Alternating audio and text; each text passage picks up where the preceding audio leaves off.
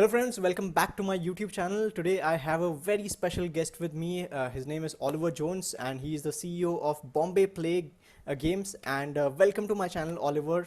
Let's start off with a small What's up? let's start off with a small introduction about yourself and then we'll take the conversation forward.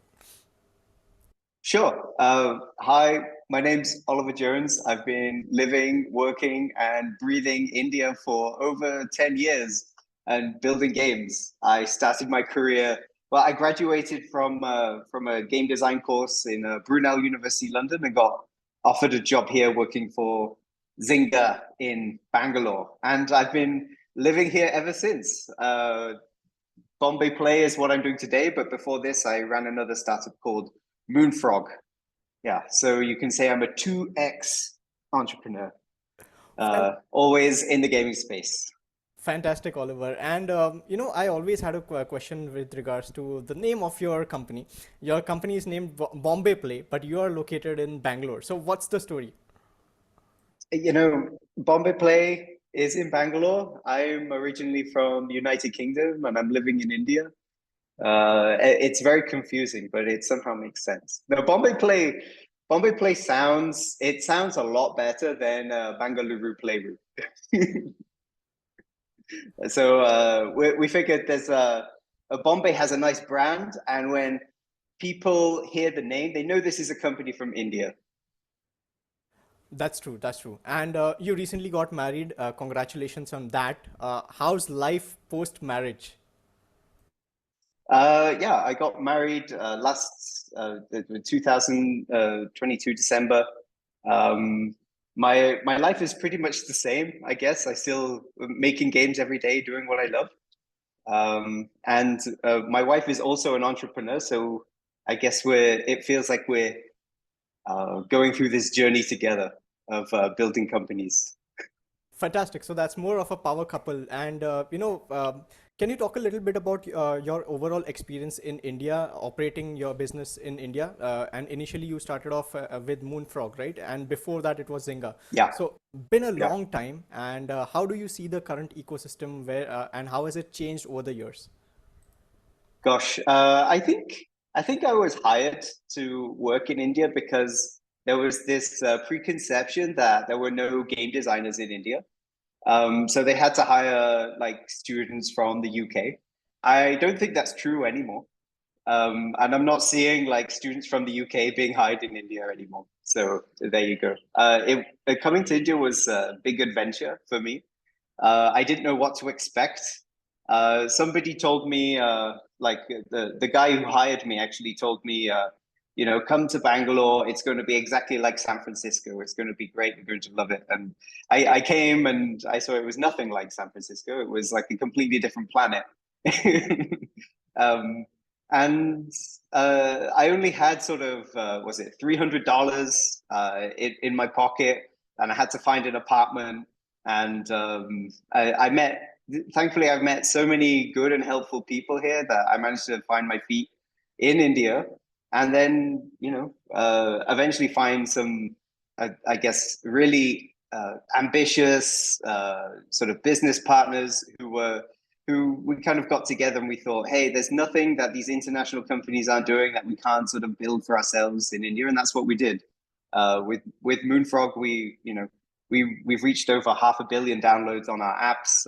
That's sort of Ludo Club and Team Pettigold, those combined. So that was a big success. That company is now like over 200 people and still runs, even though I left to sort of co-found Bombay Play.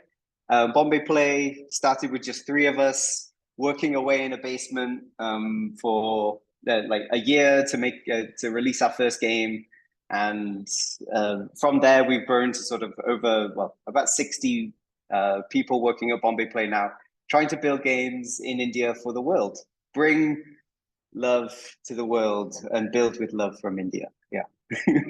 Fantastic.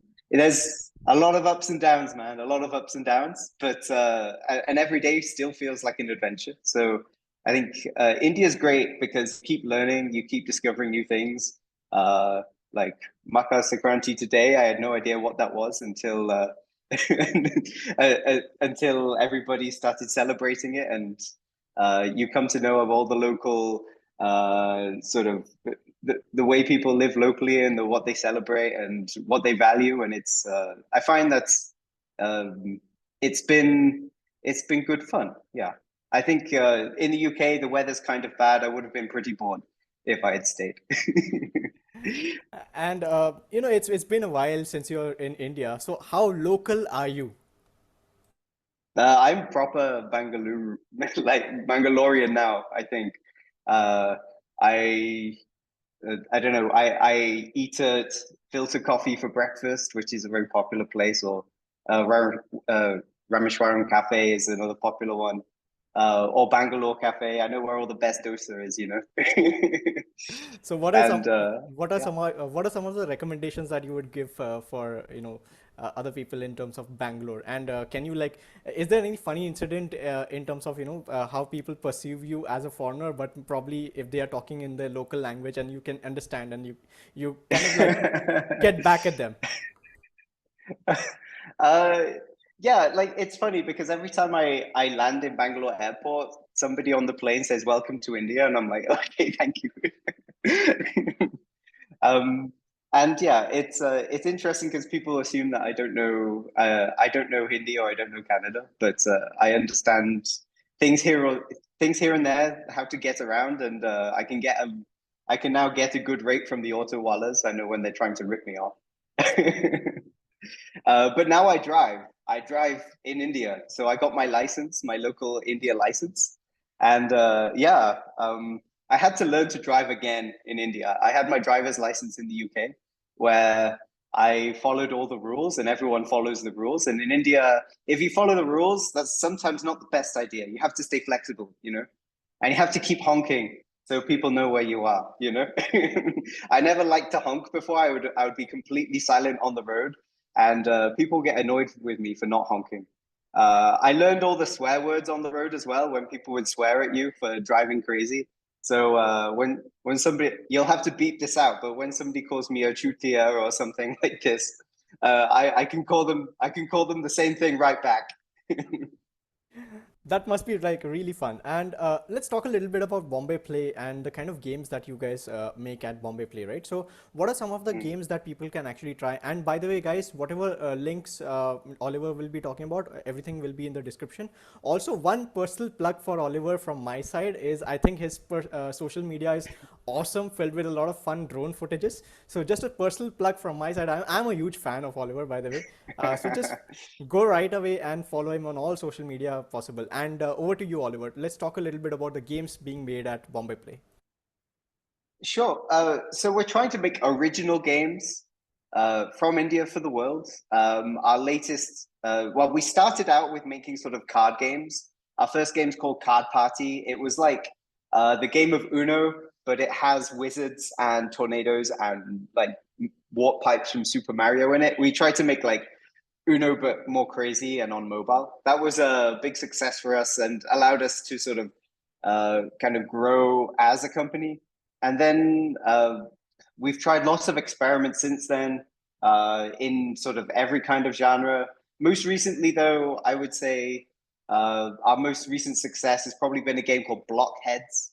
Uh, so Blockheads just won the Indie Game of the Year 2023 from Google Play. So that was pretty special for the team. And the game is like it's like Tetris. It's like Tetris, and you play live PvP against another person online. And yeah, you make combos, you use special abilities. I can share with you some video if you want. Yeah, that would be fantastic. I'll just keep them playing on this interview while we are talking. Oh, Uh, cool. so, guys, do check out the games. All the links are available in the description. Another question, Oliver.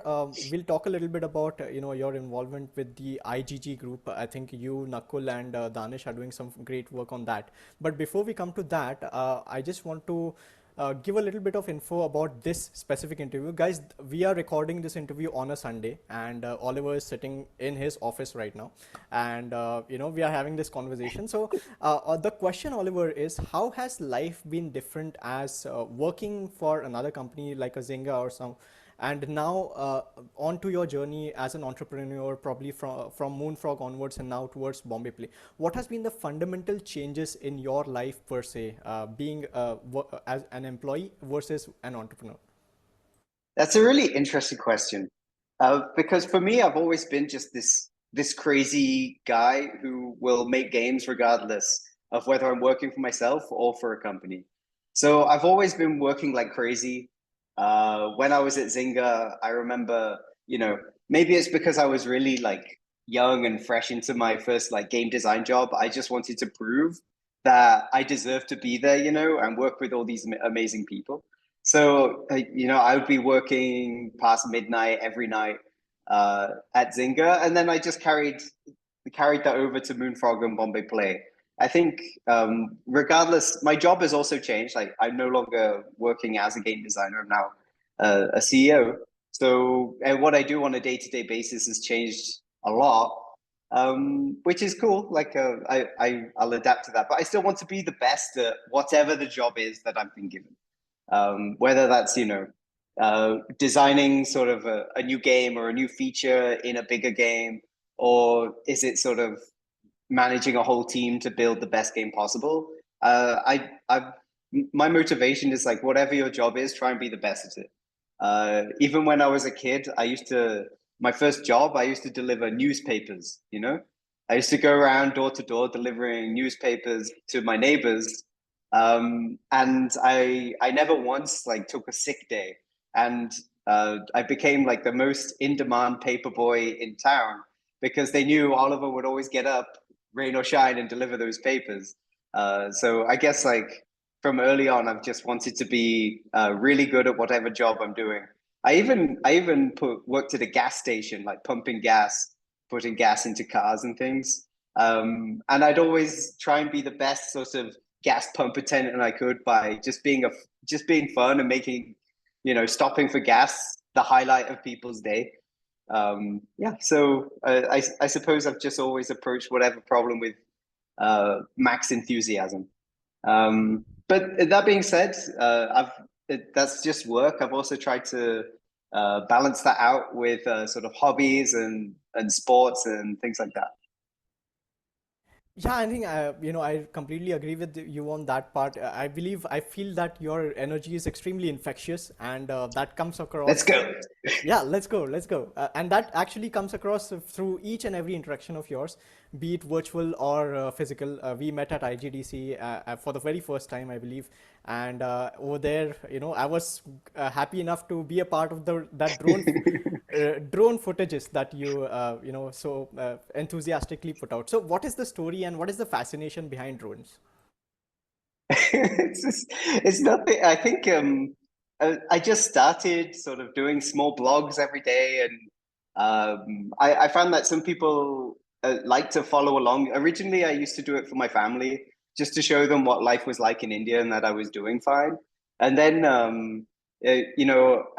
I decided to start posting all of these little. At first, it was with a GoPro, so I used to carry a GoPro everywhere with me and sort of make little films. And then that graduated to sort of drone footage and sort of. But it's actually now I use something called an Insta 360 camera. You might see some ads for it on YouTube and things, but it's like a very very long stick that looks like a drone. You've seen it yourself, but it lets people come on your journey with you in a very personal way, and I think people really like it. And I started posting it not just on Facebook, but on LinkedIn, on Twitter. And yeah, I think people really like even just small, boring things like driving to work. They look super cool when it's on a drone. So, so that's the story behind it. Not much thought. Just always love making small films. And one day I want to make a Bollywood film and be the villain. I wish you You all can the be the hero. You can be the hero. I'll be the villain. I wish you all the very best, and I hope someday this dream comes true. Maybe someday we'll start in a Bollywood movie. Maybe we would put it up on Netflix. Who knows? Mm. Now let's. I'll be like double Lagan, triple Lagan, and you'll be like, no. Yeah. Now let's talk a little bit. I talked about this briefly before, about the indie games group that you, Nakul, and Danish are managing so beautifully. So, what has been like the intent behind IGG, and what are some of the future plans? And if someone wants to actually, be a part or maybe tell their story or something, how can they go about this? Sure. I mean, there's lots of game developer communities now in India, which is an awesome thing. And there's a place like GameDev.in is really good for sort of indie developers and even people who work in bigger studios to sort of come together and socialize and have events and things. There's also sort of the India Elite Game Developer Group, which is on WhatsApp, which it was started during COVID and just exploded. And that's more for sort of posting random chat, good fun, memes, that sort of thing. IGG is really the first sort of like properly supported community in India. It's supported by Google Play, and the purpose of that group is to really it's really for young developers to get in touch and learn from sort of more senior folks in the industry and learn how to go to market with their sort of app, well, with their games on Google Play. And yeah, it's we want to make it a sort of a learning, well, a channel for learning sort of skills and sort of whether you're working in a bigger company, like how to progress in your career, or whether you're an indie game developer and want to sort of learn how to go out by yourself. It's just supposed to be a supportive community, and we launched it at Google I/O in Bangalore, and then we started promoting it at IGDC, and we're now sort of nearly 2,000 members. So it really went quite big, quite fast. So we need lots of volunteers. We have a volunteer team now of around sort of 8, 9 people, who are, and it's like a little startup in itself. It's like, how do we build the gaming community? How do we nurture sort of young and upcoming game developers in India? And try and bring together mentees and students, and make a platform that really gives people some kind of value, because there are so many like groups, random groups and things like just give no value. But here we believe that if we make a platform that gives even 1 rupee worth of value to someone, then it's well worth it. Absolutely. And Oliver, my channel is being followed by a lot of aspiring game developers who want to get into the industry. So, any piece of advice from your side for someone who is just about to start their career, someone who has passed their 10th grade, 12th grade, or someone who has just turned 18 and want to start their brand new company? Gosh, if one piece of advice, there's so much advice, but I I think one thing that I see in you and aspiring game developers is maybe not so much a lack in talent sometimes. Like some even in 10th grade, some people are learning Unity, learning the tools and like building their games. But one thing that might be lacking and gets in the way of of a big success is probably patience, right? So I think understanding that you need to be building 10 games and they will all suck before you build one game that is maybe half decent is really what people need to understand.